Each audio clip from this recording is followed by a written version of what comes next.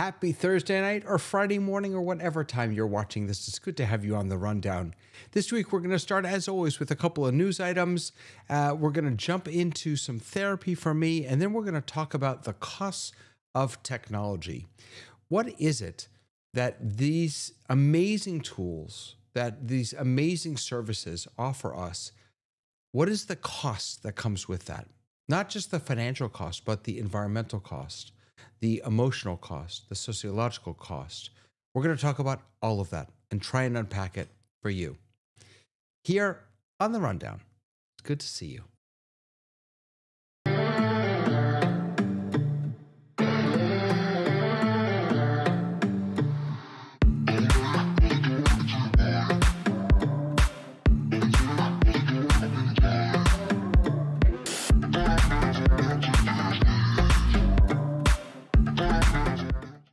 Hey everyone, welcome, welcome, welcome. And I want to say a special hello to some of the folks who are watching. Tony is not just watching, he's also on the panel. But we got, let's see, Leo Mindell is here watching. Leo Mindell knows what to do. He knows it's time to dance.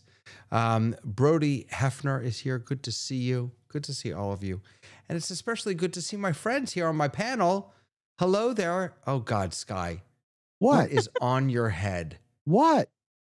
Oh, I'm sorry. I'm supposed to have it on. There. Oh, there you are. That's so much better. Yes, that's so much better. You look I'm so going real. directly to Tamra. I'm going right to Tamra. Wow. How you doing, Tamra? That was like a Gong Show moment. Is that I'm the doing real? great. Wait, was that the real thing? You think? I don't know. We're gonna have to ask him. You We'll doing have to well? ask Sky. Doing well, Tamra? I am doing well. All right. Excited I to think be here. tonight you and I are both going to therapy with the We therapy should bot. both go to therapy. I had Yeah. a lot of anxiety. With the you and me both, yeah. Hey, Sky, is that the real thing? That's the Octa, one of the original ones, and I still am learning how to twiggle the buttons and things. That's but yeah, terrible that I just said the real one. That the was real one. I know that was so That was like Appleist. This is Jen something. Hi, I'm sorry I was not here last week. Thank you for your positive thoughts. My brother's passing was sudden, and it was good to be with family. Wow. And learning about the history of myself. And I will be sending you a picture of my 1-year-old version of me. There was a Polaroid that my dad had from 19. I have the exact same smile. It's crazy. Perfect. It's perfect. Sending our That love would be to great you. for your avatar. Sending lots of love to you. Lots of love to you. Thank you. That Felt it. voice behind the scenes was the amazing Lois. How are you, Lois? I am doing so well. And that man, he was on my radio show. Ah, It's going to be on my radio show. Mr. Sky. She's getting everyone, I know. everyone You. on the show. David, you. Oh, me. Yes. Sorry. I was there too, and I will be there too. Yeah, you're Yeah, getting it's a everyone. good day, and I'm in California, and it is going to be sunny now for a while. All right. The rain stopped. We'll take it. We'll take it. Any sun up north there, Dave? Absolutely. We had a cold snap and it's over and spring is here now. We're going to be in the plus 6s to 10 to 18 and 20 now. So the next week it's all going to melt away. And the sure sign is seeing all the rabbits leaping about and chasing each other around because that says spring. Amazing. You know what's really sad about what you just said, though, is that me and most of us, what's the nice Urban word? dwellers? No, I was Fahrenheit folks are assuming now that you are still covered in snow because you said 6 or 10, and that to me sounds like freezing weather.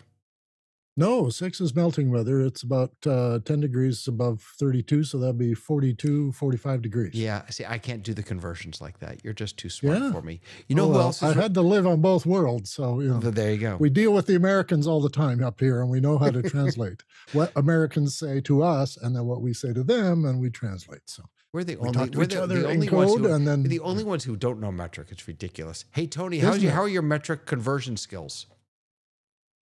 My metric conversion skills are non-existent. Like mine.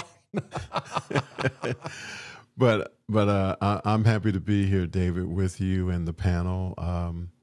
I just left a worship service. We have worship service on Thursday nights, and one of the things that I shared in that worship service was that this time last year, I was in a hospital bed in this very room. And I am so thankful not to be, I'm glad to be in the room, but not in the hospital bed. We're thankful for that also. Absolutely.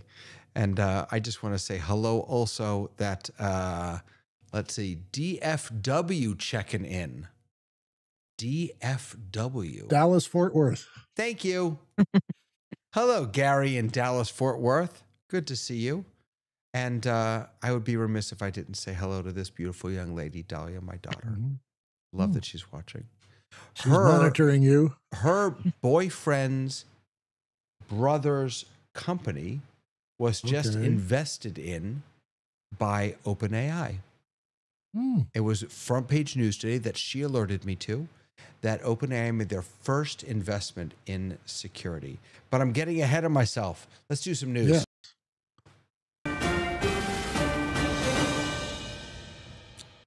Now, I know that I can always come here for therapy, but some people may want something different. They may not have the privilege that I do.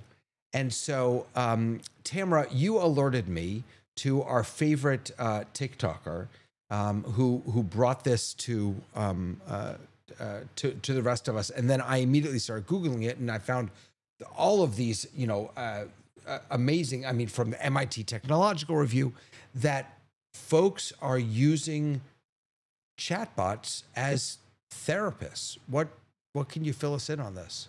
Well, I know within my writing group, I had one of my writers emailed me and she was like, "Hey, I've been using ChatGPT as my therapist." I was like, "What are you talking about?"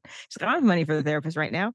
And so she's like, it's really good at dream analysis. She goes, "I wake up in the morning and I say, 'Hey, I had this dream. Tell me about it.'" And I'm like, but it's so cold and sterile. And because she talks to it in such kind of a natural voice, she gets back a very calming therapy voice, and she swears by it. I haven't been able to take the plunge into that myself because I'm too anxious about it. Yeah, I haven't either. But in this test that they ran, there were 210 participants over 8 weeks, a clinical trial. And all of these people had symptoms of depression or generalized anxiety disorder, or they were at high risk for eating disorders. Half had access to Therabot, and a control group did not. By the way, I should say, if you Google Therabot, you're going to find a lot, or Therapy Bot, or whatever it's called, you're going to find a lot of other things with that name. None of those, there's one with dogs, there's one with, there's a lot of Therabots or therapy bots out there, so just be aware of that. So half had access, half did not have access. And participants responded to prompts from the AI and initiated conversations, about 10 messages per day. And look at this. This is crazy. Participants with depression experienced a 51% reduction in symptoms, the best results in the study. Anxiety experienced a 31% reduction. Those at risk for eating disorders saw a 19% reduction. Now, we have first of all, this is self-reporting. We have no idea if this is lasting. This was not a long-term, multi-year study. But this is interesting, no? I think we should mention that it was not, Therabot is actually a trained GPT with therapy like information. So good where point. my This friend is kind not of has, just OpenAI. so right. I do feel like we should do that because my friend has been dabbling in just regular ChatGPT, and there's a lot of reports of people using regular GPT. Yep. This is very specific. This was trained by people in the field utilizing all of the data in the field, so it came back, with a very different potential outcome than ChatGPT, because your ChatGPT is a mirror of what you've already given it, and so that may or may not be the best therapy out there. This is a very different thing, and I think it's really important to make that distinction. Good point. In this article, he says they asked Jacobson, who's one of the leaders of this program, if he thinks the results validate the burgeoning industry of AI therapy sites. He says quite the opposite, cautioning that most don't appear to train their models on evidence-based practices like cognitive behavioral therapy. They likely don't employ a team of trained researchers to monitor interactions. What do you all think? What's your takeaway from this? Are any of you going to sign up for it? Would you do it? Go ahead, Lois. Well, actually, I don't think I would do it, but I think that it's interesting, and I want to see more about the difference between the control group and the Therabot group, because they were saying it's a reduction of something. Is that compared to what they were like when they started, or is that compared to each other? I'd have to bet that if you read the study, you would see that, but I don't see that in the article here. Yeah. Well, I mean, there's a lot of studies that get done, and then there's a lot of reporting on studies that get done that aren't really reported by the people who understood what the study was all about. So I need more information before I will form an opinion on this. Right. Interesting, though. The white papers are available, and you can get kind of the information. I didn't deep dive into it either.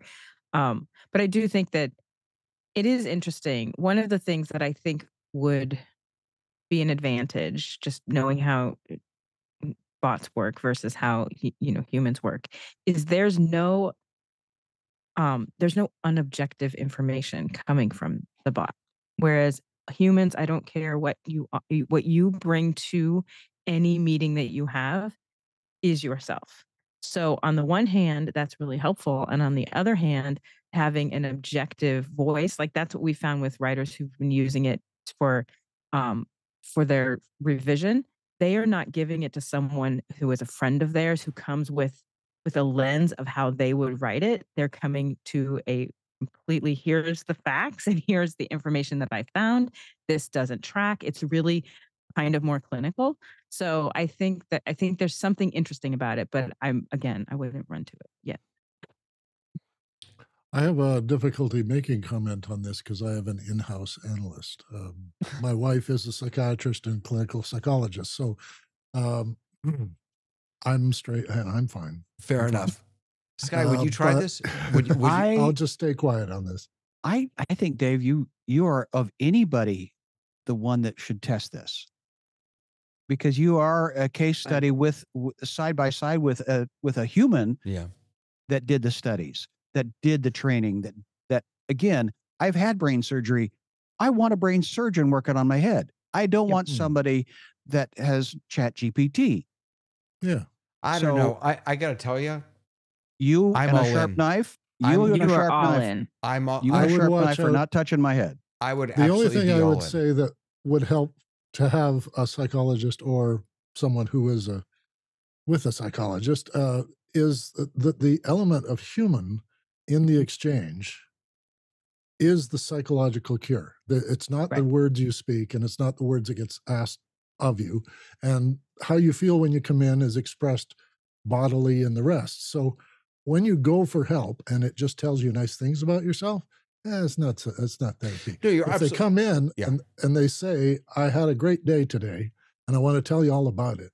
And from there, you find out stuff they didn't even know they were telling you. And that's what a psychologist learns to do, is to listen for what they're not saying. We could, when we learn more about this, we could do a whole session on this for sure. I think I've been in therapy my entire life. I'm a huge proponent of therapy. And what I'll say is that, sorry, let me actually change my frame. I'm not a therapist, but as a member of the clergy, I sit with people all the time and I hear lots of stuff.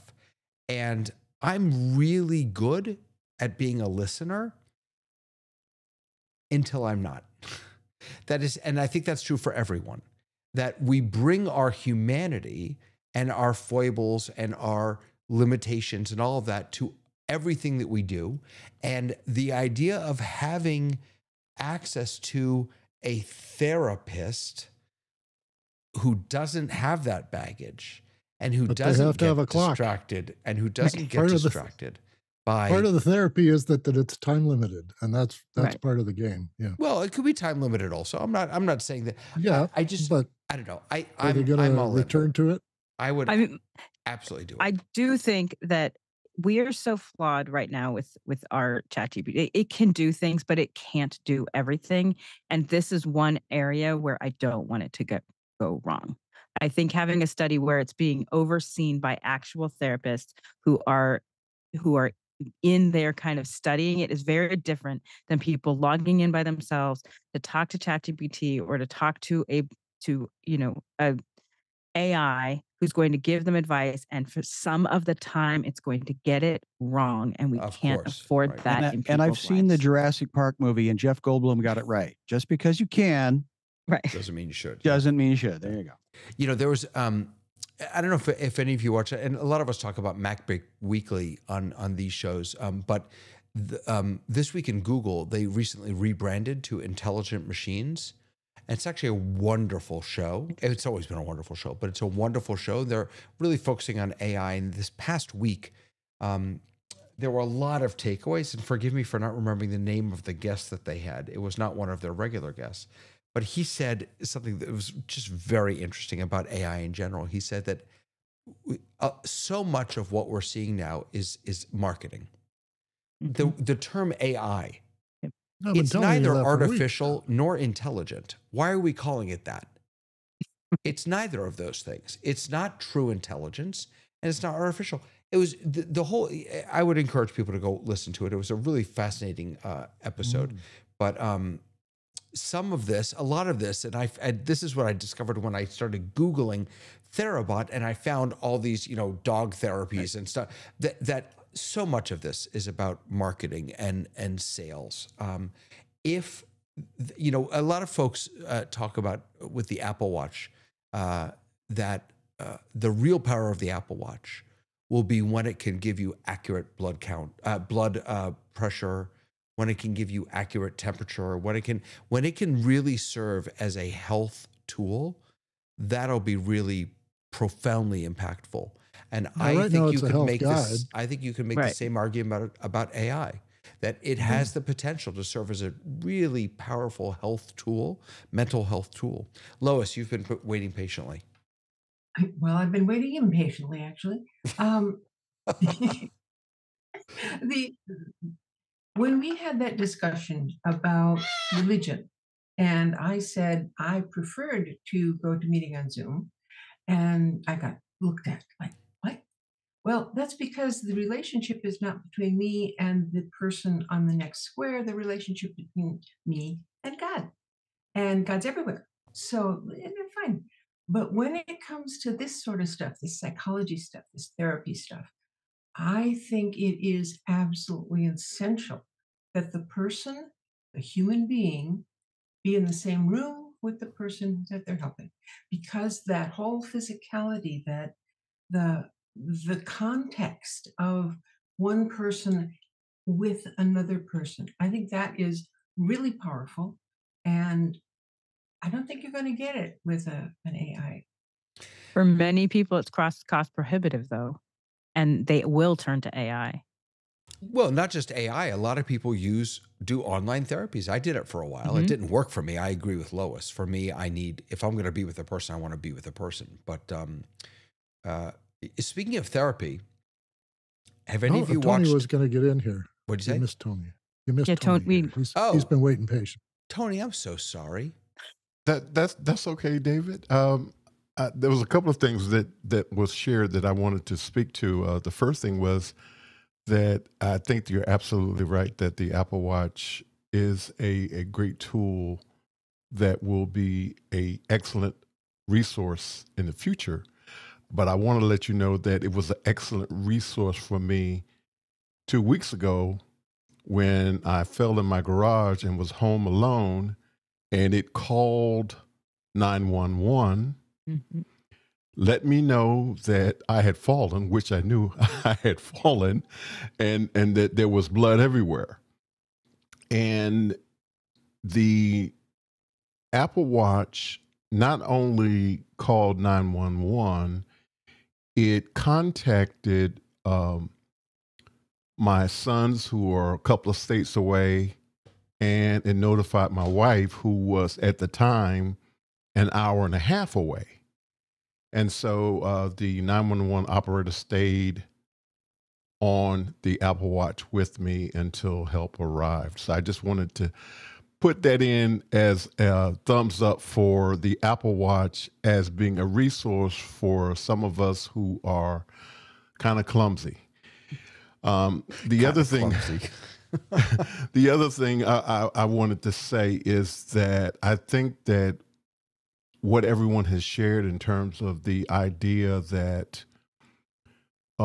therapy should be monitored and guided by a professional.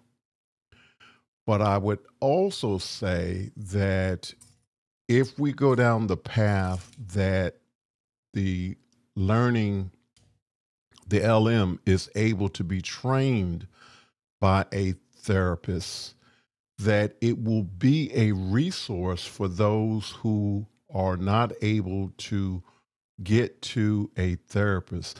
And I think it's important. I really want to share this, and David, I'm going to ask for forgiveness in advance.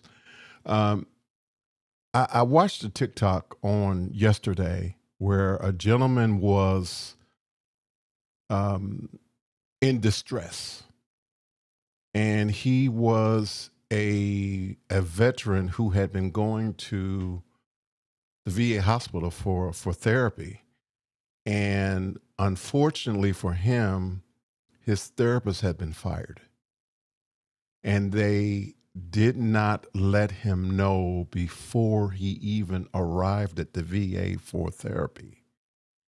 And he was livid that, him and his wife both came on TikTok and they were sharing, how all of this was handled. But I think the thing that I really want us to focus on in terms of that story is that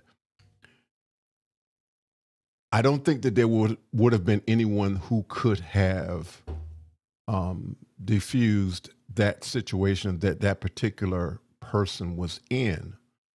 However, I do believe that a properly trained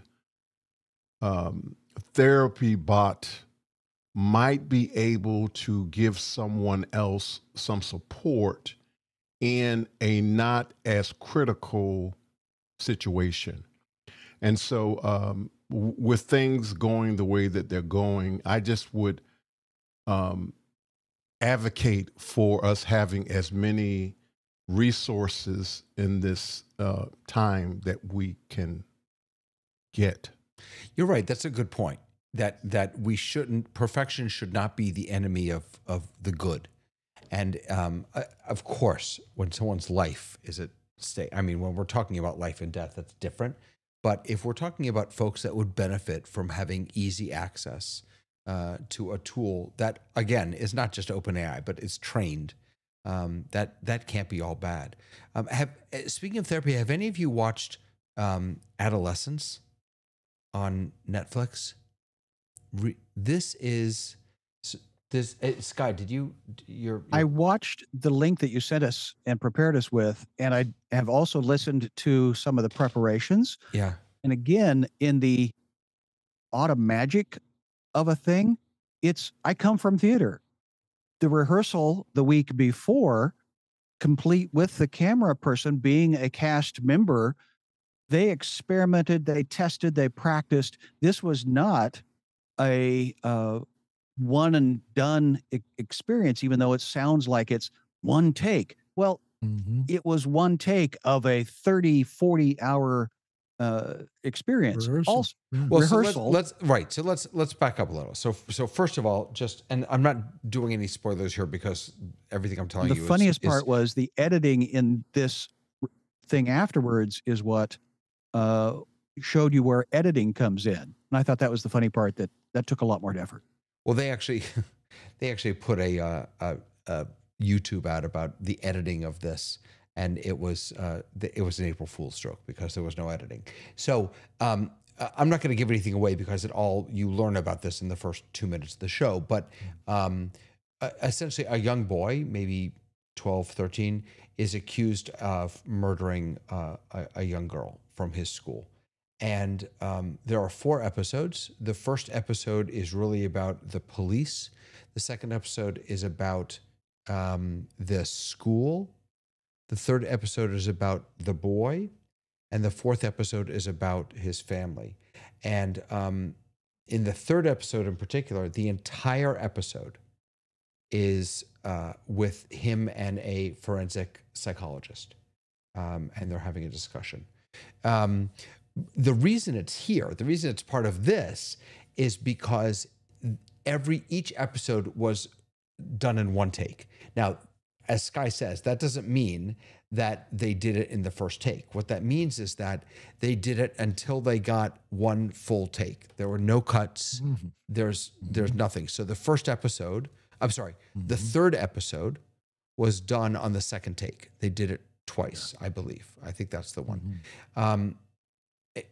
First of all, it's if you're triggered by murder, by children and things like that that are perhaps committing crimes, this is not the thing to watch. It's very emotional. It's very powerful, very moving, and very disturbing. Beautifully acted. The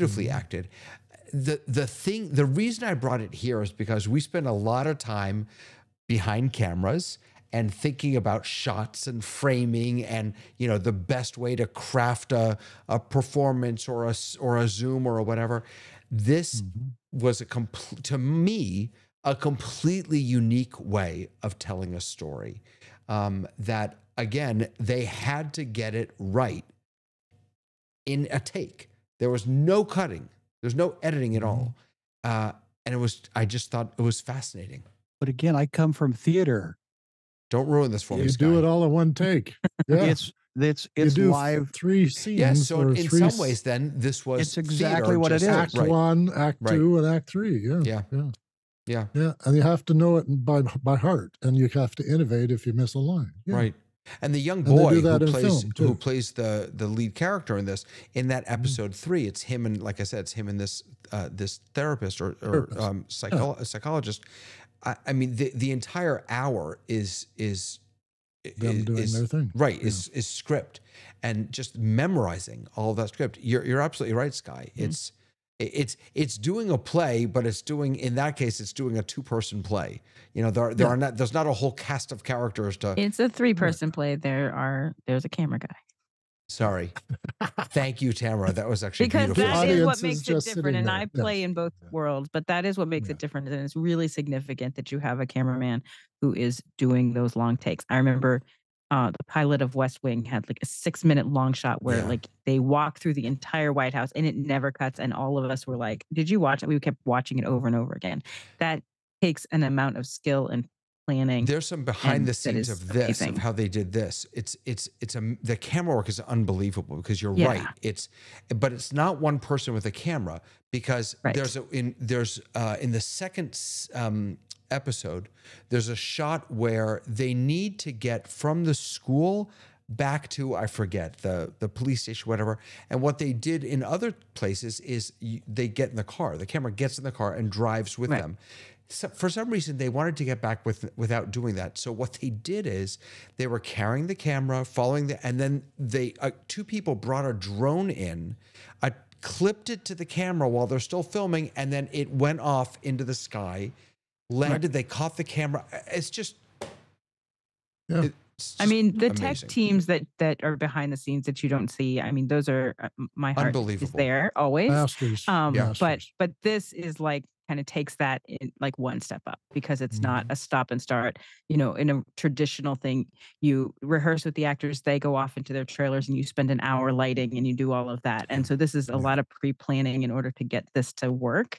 And so that team behind the scenes is doing vastly different work than what else, Guy? Happens. And one way that this is different is you're not dealing with cameramen and lighting and grips and mic holders and a lot of these the folks on stage, right? You don't have that in a production on stage. You don't have camera people walking on stage. And here you did. Again, more you do. So what they had to do is they had to dress some of their crew and to also be extras in the episodes. Oh yeah. Watch the movie 1917. Sure. If this is a technique Yep. that you like and it moved you emotionally, that is another entire feature film using this technique. Yeah, exactly. And Lois you don't use any and Dave. techniques in your sermons, I'm sure. David, you had that banner headline up on the screen for a while, and it was talking about the one-take approach to adolescence traps us in tragedy. So why is it trapping us? What's that talking about? Yeah, so this is just my take, is that because you are walking with the people, because you are eating with the people, you're going to the bathroom with the people, because it's there's something different about, you feel like you're part of the story rather than watching the story. I'm not sure how else to, maybe Sky or Tamara do a better job of this. My experience of this show is that because of the way it was shot, with no breaks or anything, I felt like I was a part of it. And trapped, to me, is not a bad thing. I was in a upsetting but powerful and meaningful way trapped. Go ahead, Sky. I'm sorry. Well, no, don't be sorry. Any of these techniques that we drive our emotions with, the wide initial establishing shot is for the audience's sake to go, oh, we are in a big field and there's cowboys down here and there's amazing mountains. And then we get closer so we can hear the dialogue and see the guns firing or something, and and that kind of a thing. So these are all techniques to move the story, keep the audience's attention. Can it be done forever? Do you get tired of it? We get tired of everything, especially in today's, 3,000, 7,000 messages a day. So, yeah. I think there's a significance to the fact that it's all in one story. And then you were watching that one piece, because we're so now all about TikTok, but we get a break. You get 10 parts of the same story, but you have to click on the next part and click on the next part. So I do think that in our world where everything is fast and instant and so in out, to have something that lasts an entire episode where you were in one place with the same people, then that can serve to draw us in, but can also make us a little more uncomfortable. And so it could be kind of that effect of it's too tragic to look away type of thing. Right.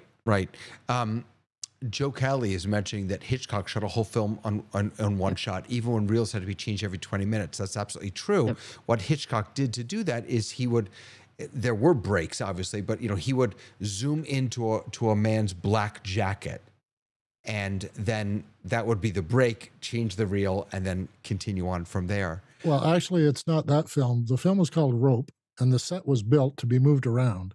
And the whole sequence is a bunch of men trying to solve a murder problem. Right. And it's an accident that happened. And they had a crew that would move everything around so the crane could go through and the dolly and that wouldn't hit anybody.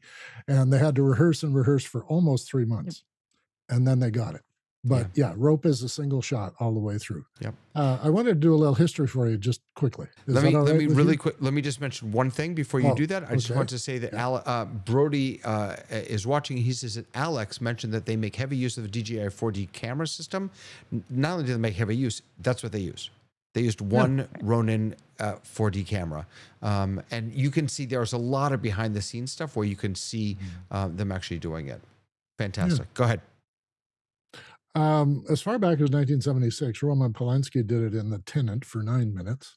The Player in 1992 by Robert Altman, my favorite guy, was 15 minutes. And Russian Ark holds the record. 2002, Alexander Sukharov did a 96-minute film all in one shot. No special effects. Gravity in 2013 by Alfonso Cuarón, 17 minutes, mostly the spacewalk. Birdman, of course, is famous, and it was sort of set the mark. It got awards for it. It's only got 15 minutes of a continuous shot. The rest is all special effects. Sam Menendez did 1917, and that's only 8 minutes. The actual continuous shot is only 8 minutes, but it's pasted together. And Philip Baratoni, who did Adolescence, also did a film called Boiling Point, and it's 92 minutes. It's only 4 minutes shy of the record. So these guys know what they're doing. Yeah. And they work on it. And now Coppola did a lot of long shots and continuous shots, but he was heavy into rehearsal as well. He would rehearse with the actors outside of studios they'd do it in somebody's living room. They'd walk through scenes over and over again until he had the feeling. And then he'd bring him slowly into the set and learn how to do it. You know, If you go back to just a little live history.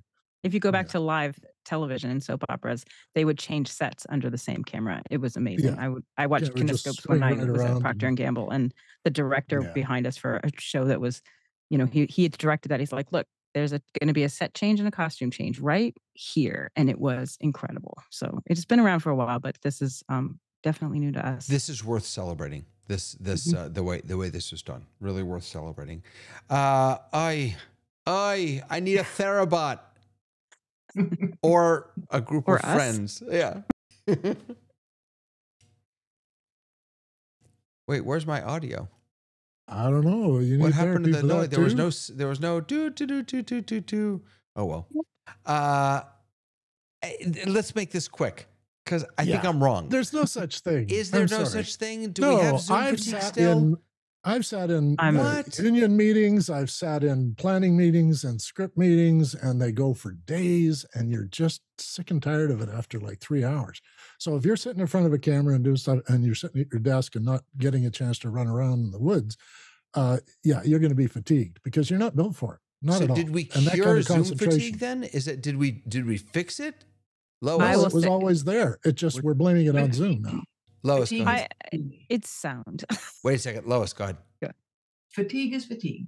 And if you're sitting in front of your chair working on your spreadsheets, or if you're sitting in front of your chair looking at a camera on Zoom, you're still sitting in a chair.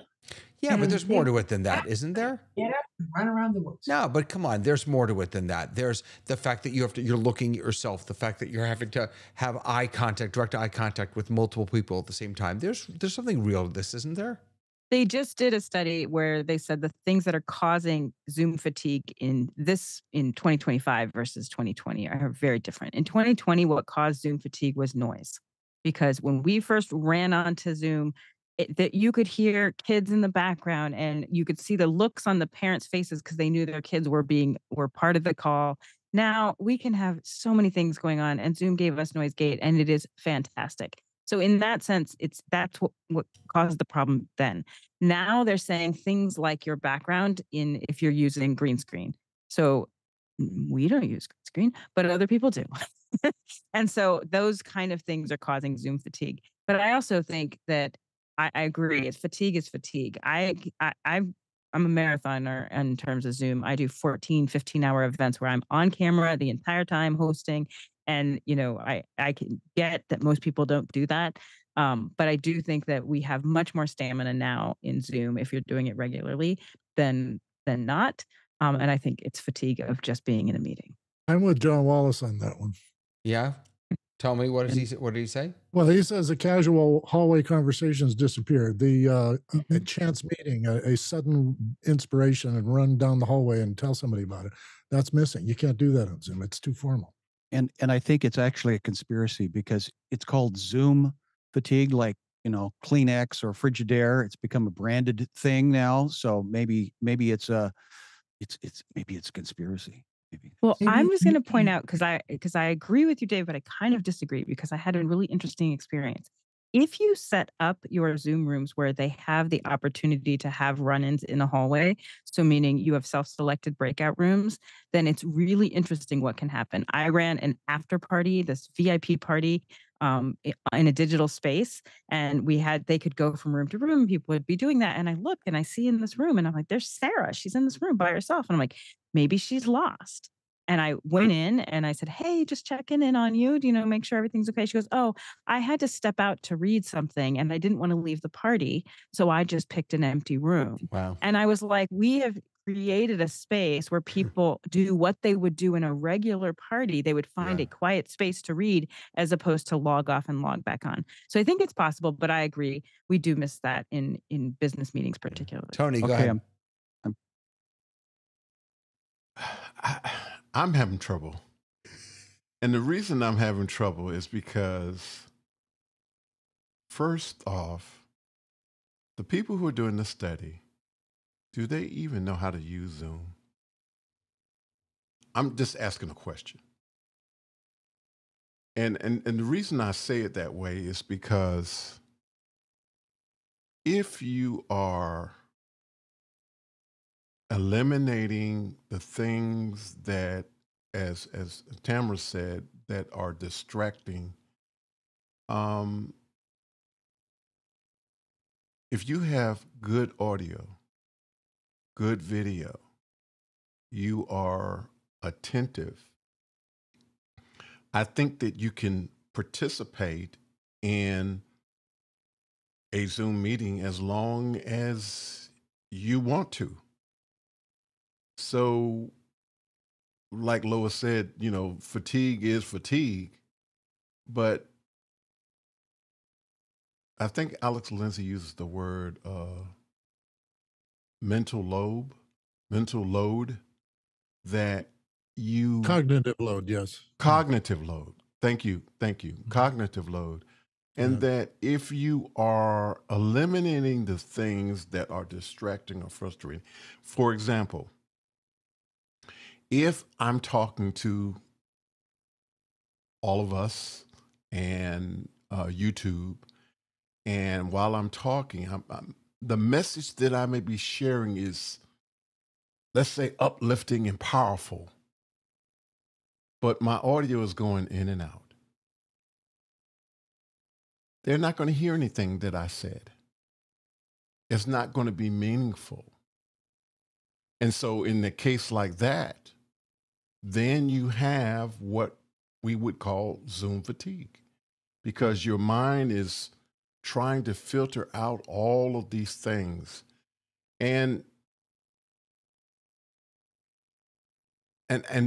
based on my experience with this community that we all are a part of, the global community of those of us who are trying to do our best, to look our best, sound our best, which is a very small group, we are not experiencing Zoom fatigue. It's the people who are in the mindset of good enough. Well, this is good enough. Yeah. Well, it's not. Right. And so because it's not, that is when there is this idea that Zoom fatigue, and I think, Sky, you're right. I think we should not be calling it Zoom fatigue. Well, I'm going to pass the hat. Digital or virtual fatigue, or We're going to pass the hat. We're going to get David Apple Watch to remind him to get his butt out of chair, and we will give it to you for Christmas, because that's what I do.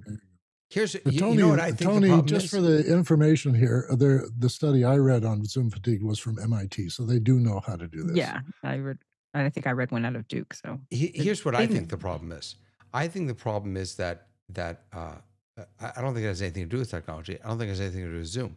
I think it has everything to do with the stupid meetings. Yep.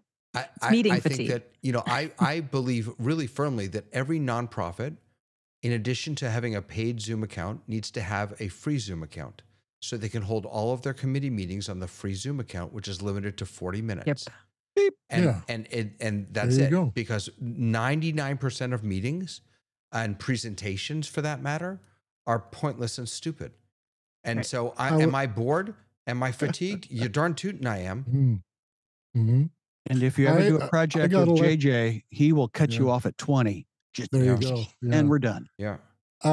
I got elected to be chairman of a board of a nonprofit at virtually the beginning of COVID. And I had to serve a whole year on the board. And I never met any of the people in person. And we held meetings on a regular basis. And it was my effort to take every person one at a time and teach them how to be in front of their camera. Yeah. And by the end of that year, they were all up to speed. Of course, it took a year for Dave to train everybody. But I never got to meet all those people until we had a thing after those, COVID went away and people were getting together again. And I got introduced to everybody. I went around the room and introduced myself. I'm the guy who was on the screen showing you how to do this. I will posit one more thing that I think may contribute to Zoom fatigue. When you are in a meeting in a boardroom or wherever, you are in that meeting, and that is the only thing you are doing. When you are in a Zoom meeting, you can get an awful lot of other things done. And so I think some of the fatigue has to do with the fact that people are multitasking and not doing one thing at a time. Yeah, that's for sure. I think it's called Zoom fatigue because before the COVID and before we all started using Zoom, people were in meetings, but they weren't in lots of meetings. And the number of meetings that everybody went to now versus then has like multiplied. And so if you got fatigued, you blamed it on Zoom. It wasn't. It was just you had more meetings than you used to. Right. You're feeling Absolutely. better, David? A little bit. helping? A little bit. Yeah. Yeah. Brody Okay. says that fatigue can also result from bad online presentation of content. Yes, just like the stress of attending a bad Oh, drive you crazy at a conference. I feel right. so much better about myself. And sit up straight over there. I'm trying to. What? I wonder why I don't have any audio on that one. Did I mute something? Oh It's well. fatigue. It's Well, fatigue. That's the It's tech problem. therapy It's fatigue. My computer is exhausted. Hey, let's talk about the costs of technology. So this started because last week I showed off all of the pictures that I had created using the new OpenAI 4.0 native image generation. And I have continued to do that. I have spent an enormous amount of time playing with that. And I don't remember who, but someone on the sort of under their breath mentioned something about how much it costs. And yeah, like I had not thought about that. Every picture that I generate is using water. It's costing money. Yeah. And Hardware and software. Yeah. there's a carbon footprint that I'm leaving. So that's what I wanted us to talk about today. What are the costs of technology? And let me just lay out a couple of them. So first of all, I'll start one. Dave, you want to start? Go ahead. Well, I wanted to start with time because you mentioned it. Oh. I think when I hear people talk about the cost of technology, it's how much time it takes away from what you ought to be doing, or that it takes longer to do it through a computer than it did when you did it in typewriters and paper. So I think in the sense that I have here, the biggest cost is time. And then if you add it to the time used to make a data center, the time used to get all that energy redirected to the data center, and then what do we do with this thing? We just waste our time with it. Well, okay. That seems a little So harsh. that's my position right there. Oh, it is harsh. Yeah. But I got 15 other things. So we'll go on. Okay. No, because I mean, the goal of if technology is making you spend more time doing something, then that's just bad technology. That's not. What's the quality of what you're doing, though? That's the thing. It's not bad technology. If you were to look at your life 20 years ago, and what amount of time did you spend doing what things? How much time did you spend making food and eating it? How much time did you spend at work? How much time did you spend getting someplace or someplace else? How much time did you spend playing with the kids? All that stuff. If you were to break all that down, and then now a person in a similar situation were to break all that down now, my guess is that you would have at least half of your time interacting with technology. You ever heard of an efficiency expert?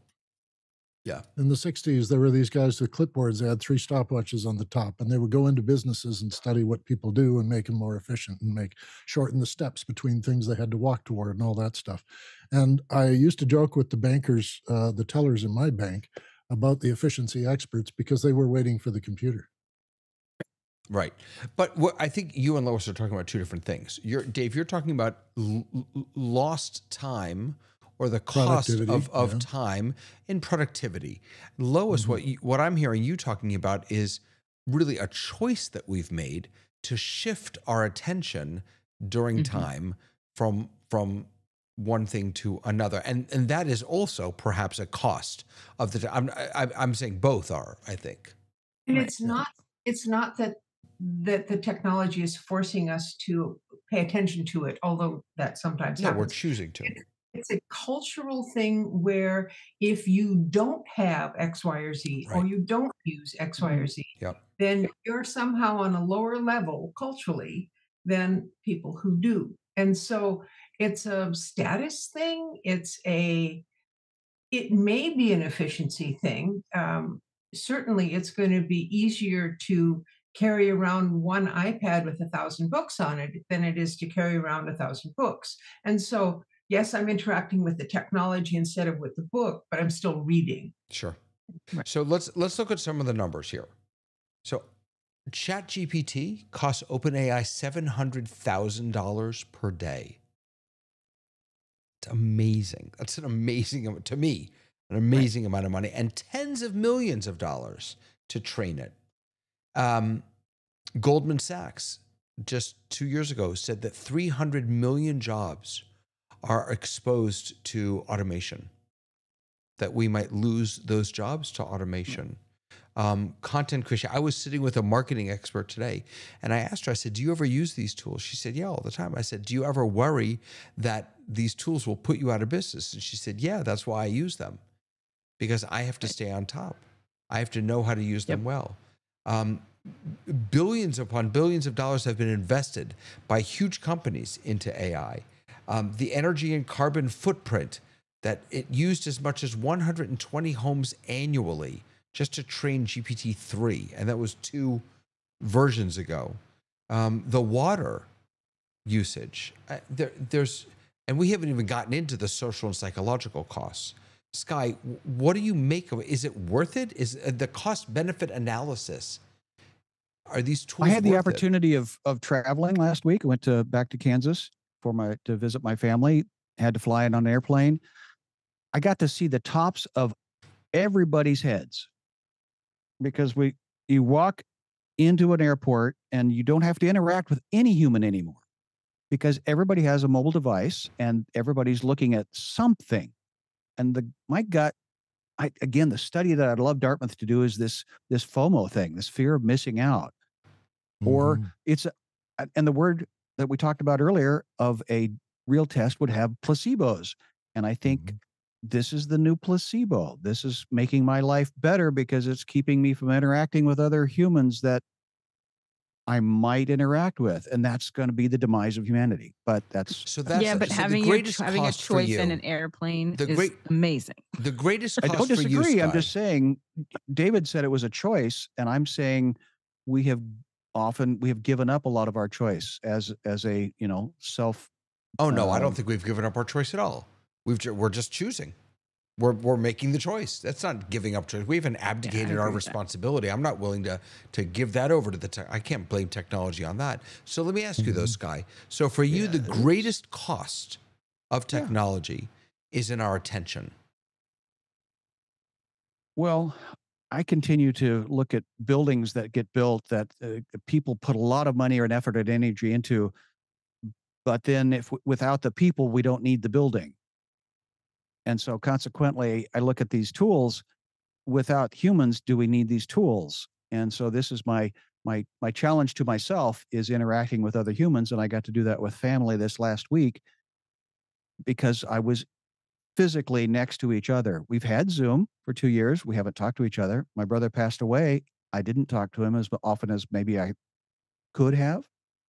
So I think I'm doing this cathartic, being connected with humans. Yeah. And if this device helps me do that, great expense. I'll buy it. Yeah. Tony, Adrian is pushing me in the chat to send it over to you. Adrian Albach wants to hear what you have to say. Well, I'm not sure I can be objective about this because I love technology. I'm just going to be transparent and say I love technology. I love the idea of being able to learn. I see this as really filling in the gaps where people, I had but I had Dr. Hazmat Geiger on Conversation with Tony Mobley a while ago, and he was talking about his instruction with doctors, but he was also talking about how he was doing these learning opportunities for people, and all they had to do was have an Android phone. Most of the people in the world have an Android phone. I see technology as a way in which, yes, there are going to be people who lose their jobs. Yes, there are going to be people who are going to have to navigate to do something new. But didn't the people who created the first hymn books bring in that? Wasn't that a new technology? A Bible in the pew, wasn't that a new technology? The pew itself wasn't new technology? I mean, new technologies happen all the time. You're on the right And the, path. and I think that the technologies that are now coming about create an opportunity for people who are left out to be included. And, one of the things that we are dealing with right now is that there are people in the United States who are in digital deserts. And and what I mean by digital desert, I mean, there are school systems that are victims of digital deserts. Technology can be a tool that provides a level playing field if it's used in, in a good way. And I just think that, it's not the boogeyman. I guess it can be the boogeyman, if it in fact does become aware and implement some of the things in the science fiction movies. But I think we're a long way away from that. And maybe we're not. But I see this as a way in which we can lift people up. This is a way to lift people up. This is a way to help people. Tony Mobley was homebound last year. They brought in X-ray machine. They brought in someone to come in and do the blood work. They brought in somebody to bring in a Hoyer lift so that he could be lifted up out of the bed. Technology is a tool. And if you are able to have access to the tool, it can improve the quality of your life. So I want to push back just a little and suggest to you that all of that is true.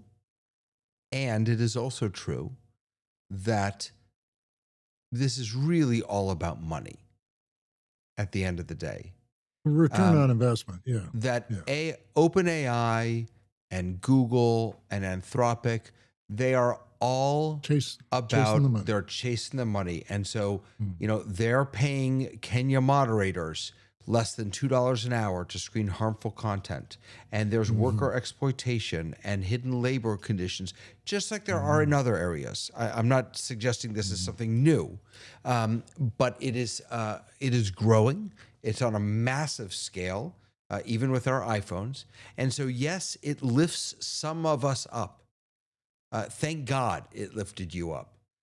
It is also one of the costs, I think, is also pushing a bunch of people down. Can I push back just a little bit? Can I just push back just a little bit? Push. So I think that you're absolutely right. But the difference, I think, I agree with you from the standpoint that it is about the money. Yes. But as I was getting ready to go into a scripture. Forgive me. But preach. But the idea that the crumbs from the table can benefit the dogs that are under the master's table. And I say that to mean Tony Mobley has an opportunity to have this positive interaction with all of you who are in various places in the world. I am not unique. The difference is that I have had access to the technology that allows me to interact with you. Right. Would Tony Mobley have ever had a chance to control a show that was being performed in Ireland? Again, I'm not unique. And I said that to say, David, that you're absolutely right. Things are about money and corruption. But this is a time when regular people have the opportunity to change their existence. Last night, I had a conversation with Taylor Sunderhouse. Taylor Sunderhouse was a part of the original interaction of Conversation with Tony Mobley. He ran the show. He did everything, right? He was an IT guy. Taylor Sunderhouse, along with his interactions with Conversation with Tony Mobley and Office Hours, now went from a person who was an IT guy, radio guy, who works for a television station, who has implemented some of the things that he's learned from using Guy Cochran's NDI and all of that technology to actually being able to, he's actually able to move forward the television station because of the things that he has learned. This is an opportunity for regular people to change their existence if they can have access. And so you're right. Yes, it's all about the money. And we know the ones that have the most money will make the most money, and they will continue to abuse people. But this also is an opportunity for people who are at the bottom to get a chance to pull themselves up some. Before we jump into other people, I just want to bring up this from Brody Hefner. One hazard of tech is that some ill-informed people think it can already replace thousands of humans at the FDA, the CDC, and Social Security offices, and at Veterans Health Services. It's an interesting question, right? Can't technology, or we think about technology as being able to help streamline, help us be more efficient. One of the costs is we are now firing a lot of people. Lois, go ahead. Unmute yourself, Lois. Thank you. You ask about cost benefits.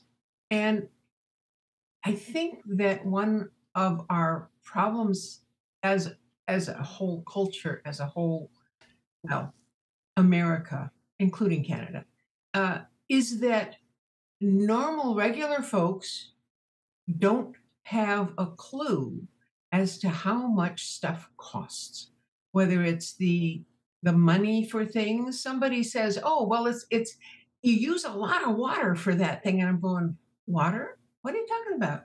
Oh, well, you have to cool it off. I'm going, okay, well, you cool it off. The water doesn't have to evaporate. It's there. You use it again. Okay, does that work? No, that's not how it's done. So the costs of things is not known. And we look at the cost as, is it a subscription, or do I buy this thing, or what do I pay monetarily to get this service? What we don't see is, what am I giving people? I, as an individual, or us collectively, are turning over information, attention, all this stuff that can be used against us if the folks who have it have bad intentions, or can be used for us if the folks have good intentions, and who knows. I'd like to remind people that in the beginning of the industrial age, we burned a whole lot of coal and filled the air with fumes and darkened whole cities to run looms and machinery and trains and things. And we got out of that. We said, that doesn't work. We found more efficient ways of doing it. I'm sure AI will get more efficient and they'll use less energy. Yeah, but you know what? We didn't find more efficient ways. The scare they got from, the peak thing that came from China. What was that called? It's DeepSeek. DeepSeek. Thank you very much. See, that uses less energy and it's more efficient and it's easier to use. So this whole thing is it's going to be like the .com. Is it, bubble, or is it just right? good PR? Yeah, I agree. No, listen, guys, I think that one of the biggest problems we have where we are at this moment in time is we are forgetting how new we are into this process. This is not we are making a huge shift. We saw a huge shift with the internet. And when Web 1.0 was happening. It was also all about money. And everybody said, hey, what we're going to do is we're going to give Banner people a ads. little bit for free, and then we're going to charge them for it. And Facebook still isn't going to be able to charge people in the traditional sense, because the people said, yeah, no, I'll just go somewhere else. But I do think we're at the beginning of this. So yeah, technology is super expensive at the beginning. It was super expensive to buy a laptop computer in, the 1990s. Yeah. even in the 90s. So I do think that some of that cost is going to be figured out. It does cost a lot. I think the attention cost is something different, but I think there's been lots of things that have shifted our attention throughout the years that are technology based. I love telling people that the Vision Pro costs the same as much as my first Mac. Right. So Right. in the late 80s, when I bought my first Mac 2, was like $6,500, and that's what I have to pay for a Vision Pro now. So my children have never lived a life without the internet. So I'm the digital immigrant and they're the digital native. But I do bring in the old axiom of there's no such thing as a free horse. But again, at my age, so what does that mean to you, David? What does that phrase mean to you? Because I'll give you my definition of it. Well, you start. You start. Go ahead. I did. I set you up. Well, what's your definition? Definition of it? Well, there is no such thing as a free horse in the sense that you've got to feed it, take care of it, manage it, house it, walk it, give it its shots. All because if that's the anecdote about free is not really free. And this is what, again, Lois was talking about earlier. We don't know what things cost. You are starting to enlighten us on $700,000 a day for ChatGPT to run all of the machines that, yes, our little subscription is a pittance of the big iceberg of a thing that's underneath. So that's my question about this attitude of free. And yes, I used to buy my software and it would run for years. And then the subscription concept, i.e. the continual revenue, right? The gym model of, every 60, it comes automatically out of your credit card, whether you exercise or not. Well, $300 later, I haven't been to the gym in 2 years. You are maintaining the equipment for others. Thank you. You're welcome. You're welcome. That's my gift for you, David. It's interesting because what you just said, Tamara, I have a sense you were joking, but in some ways, that's exactly how it works. I mean, that's exactly how it works. In fact, when you think about gyms, their business model bets on the fact that you won't go. Exactly, that you won't go. Because if everyone who signed up went, they wouldn't have enough room. I've been to that Friday night meat market. It's not fun. Right. It's royalties for the songs that you play. It's continuing to buy the thing that you're using. But like the initial computers that we were buying were $4,500 to $10,000, and they could hold one video on your iPhone, just to put in perspective. So I do think we're at a young point in this, and it's happening very fast. But you know what, Tamara? Now we're paying $1,000 for a phone. Right. I mean, so yes, the cost of computers has gone down, but you will never, Tony, ever. When you and I were growing up, the phone on my wall did not cost $1,000. No, mine didn't either. Tony, go ahead. And so this is a thing that I constantly share with my parishioners in the service. Stop calling your phone a phone. Yeah. Right. It is a not computer. A phone. Yeah. It's a computer that accepts phone calls. No, Correct. You're right. That's a really good point. It's a camera that receives phone calls. Yeah. And I say that because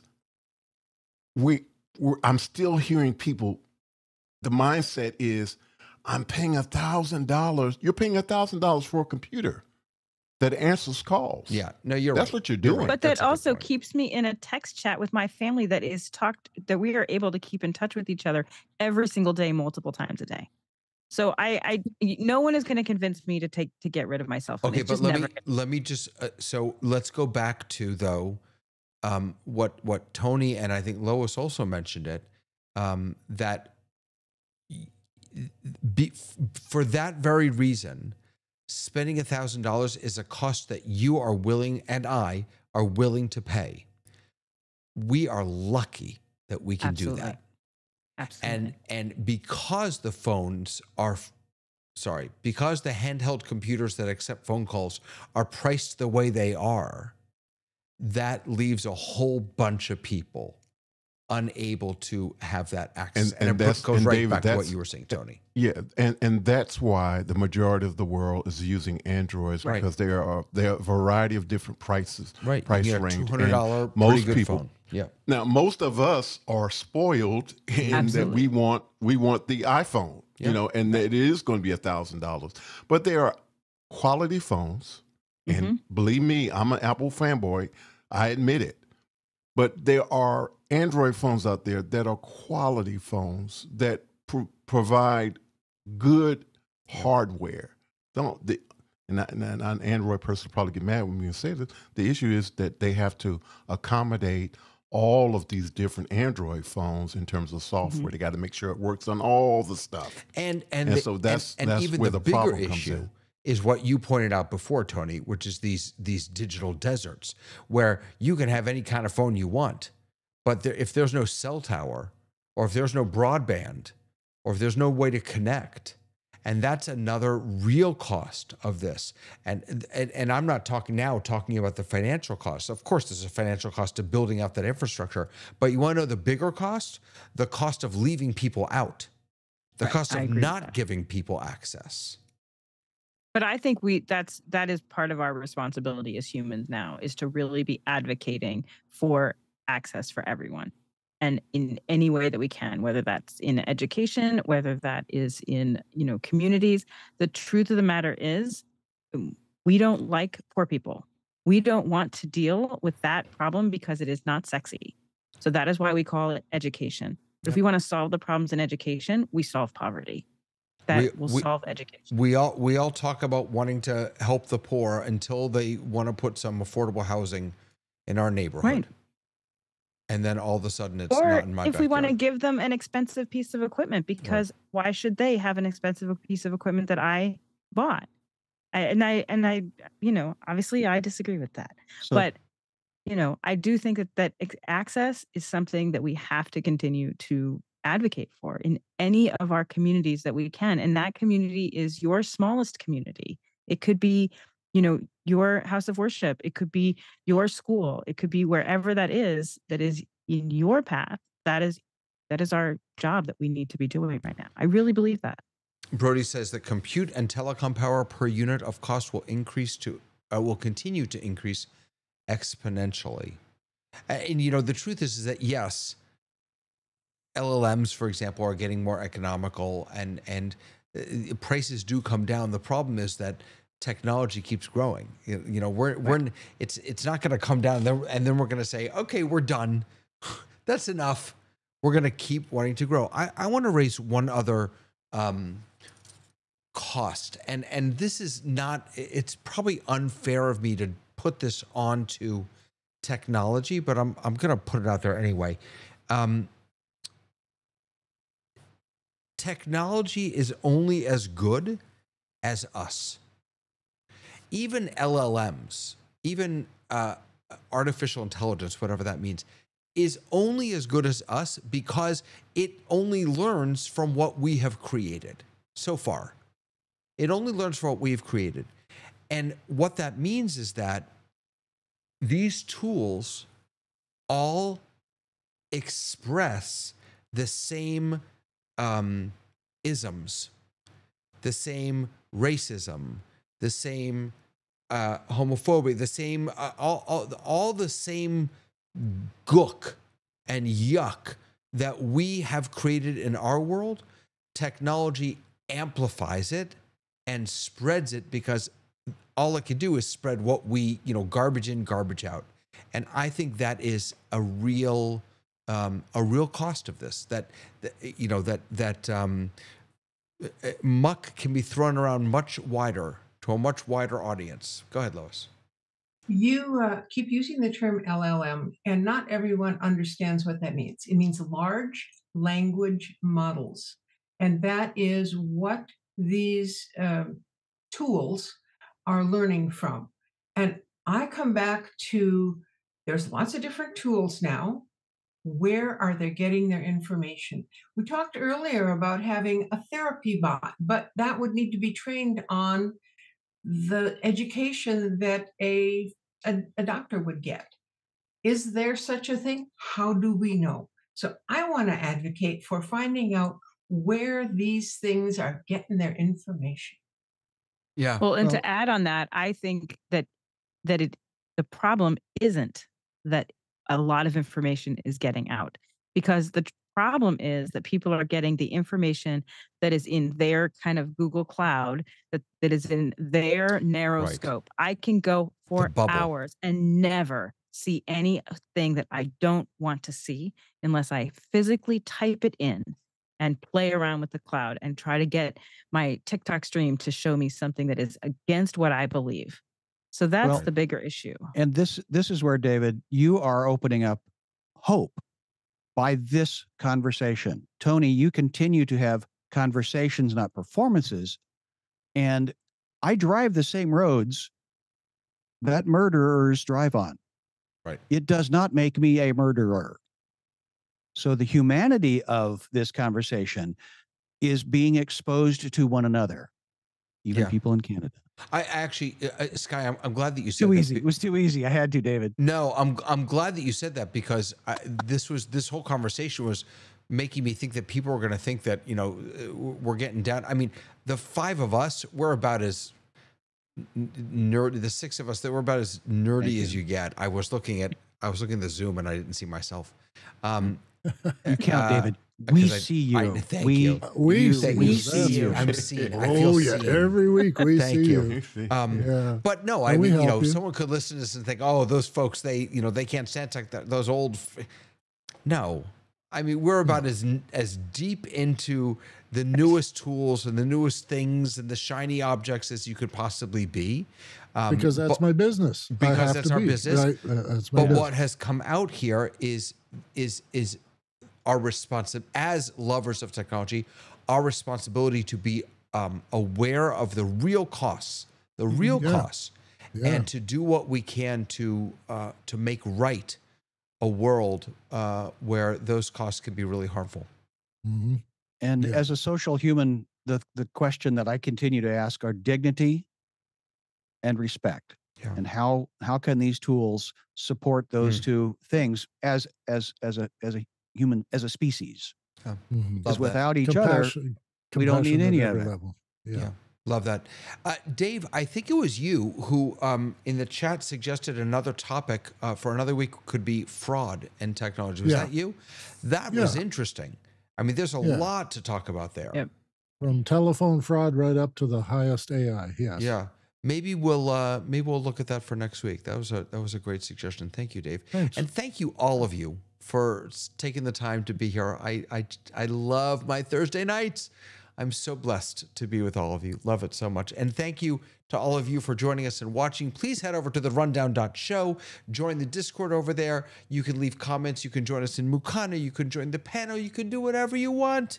It doesn't cost anything. Oh, my Lord. Have a lovely night, everyone. Bye.